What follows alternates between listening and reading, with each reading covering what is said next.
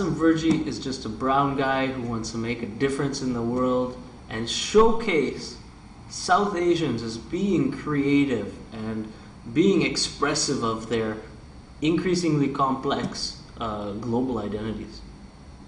Now, Abdul Smooth, on the other hand, is this alter ego of Qasim Virjee, myself, who is a DJ that uses that sort of complex oral aesthetic, taking influences from all types of music around the world and tries to merge them in the mix live on the decks, on the radio, as well as in clubs around the world. This is Abdul Smooth on Indian Electronica Radio. Tune in, IndianElectronica.com. We got podcasts coming at you once a month. So back in about 2003, I was influenced by basically just playing with a few graphics on my computer in Photoshop. I took an image of Krishna, I took this image of a DJ, and I made Krishna a DJ queuing up a track, and that is what the Indian Electronica logo is. In 2003, I took that logo and I started developing it into a website that became something which is a platform for forward-thinking South Asians around the world involved in making music that is progressive using electronic instrumentation and production means. Electronica is not limited to a particular tempo. It's quite simply music that I think, music that expresses a modern aesthetic. It's music that, when you listen to, feels current and futuristic.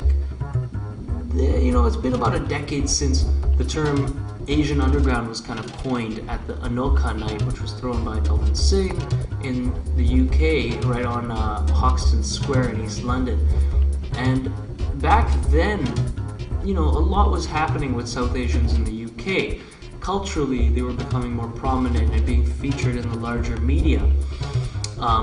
These musical parties were basically an expression of that cultural shift, of this movement towards a prevalence of independent South Asians who wanted to be characterized for what they could do in the world and not necessarily who they were according to their family structures and whatever smaller cultural groups that they belonged to. So the music came out of that, and then, you know, the influence of that music around the world, whether it was seeded in the US with the movements like the Asian Massive movement, people like Kirsch Kale and DJ Sharab and Radio Hero out in Chicago and stuff. Whether it's these people, the Asian Massive, or even the original stuff coming out of the UK, which was termed Asian Underground, I think there's something characteristic of all of this sound, which I will, you know, refer to as Indian Electronica. For me, Indian Electronica is a sound of South Asia worldwide and today. There's been a number of people around the world that I think have really influenced what I will call Indian Electronica today. And they're a sampling of people from different backgrounds, ethnically and culturally, and just from where they've grown up as well. You know, cats like Aki Nawaz and DJ Ritu, who had labels. Producers, of course, the most notable ones that you'll hear, and I agree with, are people like Delvin Singh, State of Bengal, whose real name is Sam Zaman, and the Shamshar brothers from the Joy Bangla Club, which simply became known as Joy, who, you know, Farooq Shamshar is still producing under the moniker of Joy and has done a fantastic album recently. Who's, you know, he's a trendsetter and also someone who has been a hallmark of sort of excellence in this kind of music since it was incepted. And so there's always people, I think, from the past that are going to keep producing music and staying with the current trends and even leading the current trends. And there's lots of people, young people now getting involved in this kind of music that are notable, I think, and ones to watch out for around the world, who've not only just taken cues from these historic figures in the development of the sort of modern Indian Electronica scenes, but who are also forging their own musical sound, and it is a sound that is maybe urban and progressive and expressive, using a very modern, very electronic, very futuristic feel. Out here in Toronto, Canada, we have a producer by the name of Amnesia, who merges a lot of different elements into his stuff to weave a very cinematic texture around the South Asian traditional instrumentation and lift it up with a really sort of interesting, glitchy futurism. Out in the UK, there's people like Asif Gilani, aka Fusing Naked Beats, and he's put out, the guy is amazing in his perseverance, because this industry is a tough industry. If you're not signed to a label and you're putting out music independently, and there's people like that around the world who I think are really taking the music in their own right forward, and pushing the Indian electronica movement forward by expressing themselves through their music. I think that quite simply in the last 10 years that I've heard people producing Indian electronica, which basically means in the last 10 years that I've heard South Asians putting out quality electronic music, I've seen the caliber of that electronic music only increase.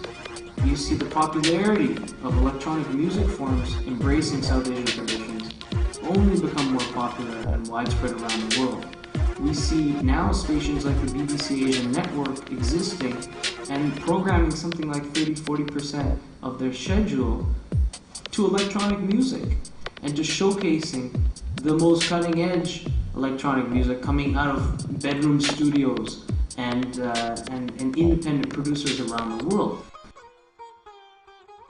All of this technology that's able to broadcast data seamlessly and harmoniously around the world and in urban centers is going to start, and it's going to spread around. We're going to have data flowing around. Music is going to be able to be tapped into as a continuous stream that doesn't flow in any particular direction, but is like an ether all around us.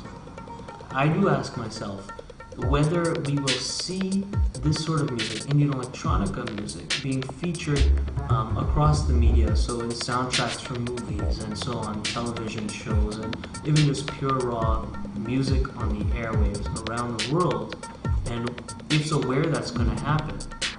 And I look to forward-thinking technologies to really bridging this gap. We've launched Indian Electronica Radio just about a month ago, and the international response has been amazing. I look at the feedback I'm getting, and people around the world are tuning in. And the funny thing is, they're in the most obscure places. And a lot of them are even back home in India. And they're loving this whole feedback loop of hearing what's cutting edge coming out of diaspora communities and feeling akin to it, because they're saying, sure, there's desis around the world making cool, cutting edge music, but we can relate to that. That's our music as much as it is theirs. And so that's a really positive energy, and I think that's going to feed the demand for this kind of music ubiquitously throughout all platforms. Indian culture of not just the country India, but the subcontinent, which is Pakistan, India, Bangladesh, Sri Lanka, and so on. That the larger culture, I think, is definitely influencing North American culture and European culture, and I think the world culture at large. The connection with forward-thinking, Indian-sounding electronic music has been on the spot. I think that this music is something people can connect with no matter who they are and where they live. There's a ton of people making sort of, using Indian instrumentation in their music, electronic music around the world. And you see sample banks that you can use that are powering synthesizers and synthesized music that feature tabla and bansuri and all these Indian instruments. And anyone can use them. And that's the beauty, for me, about merging cultures to make new music. Indian electronica is not limited to South Asians around the world. I mean, no doubt, there's more than ever brown people around the world making tunes that I would call Indian electronica, but at the same time, there's more than ever people of all persuasions, culturally and racially, tapping into Indian music and using Indian influences in their music. So, when I really look at it, anyone can make this kind of music, and anyone does. And there's a number of producers that make fantastic stuff that I would definitely call Indian electronica, who are not brown or South Asian or Desi. Indian Electronica Festival.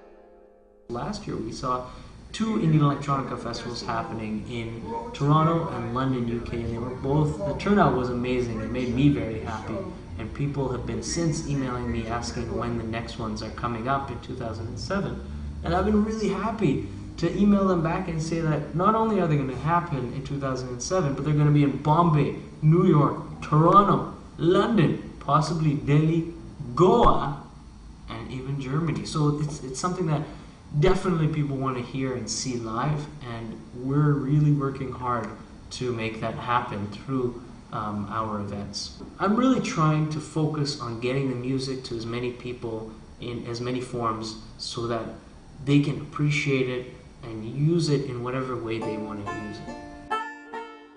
So Toronto's really cool because I think it's a city that is a microcosm of this idea of global culture, where really we have people from all different religio-cultural backgrounds, ethnicities, whatever, coming together.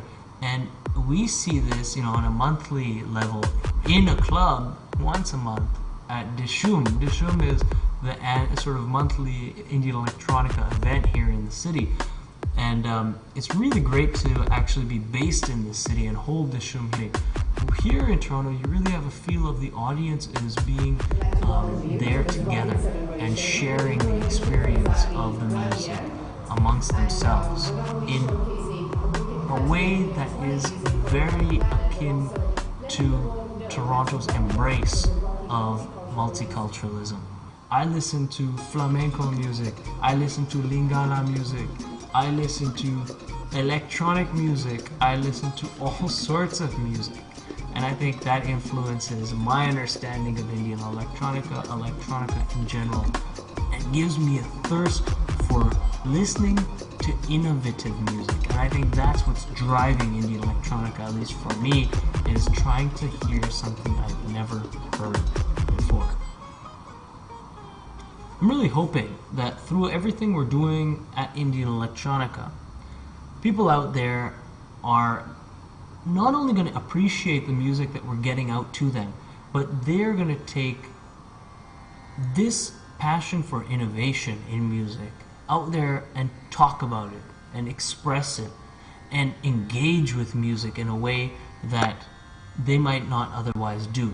We are building a global culture around this kind of music and around music lovers and producers and DJs. And I really hope that people out there latch onto that and come into the community and get active. Jump onto the website, into the forums, check out the profiles, see what's on the radio, see what's at our festivals, and start talking about what you like listening to. And if there's any other artists that you like that we haven't seen on our site, throw us a link and get them into the loop, because I think together we can truly build a global culture of progressive South Asian flavored electronic music. And I think we can do this in a way that's never been done before, internationally, through as many platforms as possible. And the only way it's going to work is if we all work together.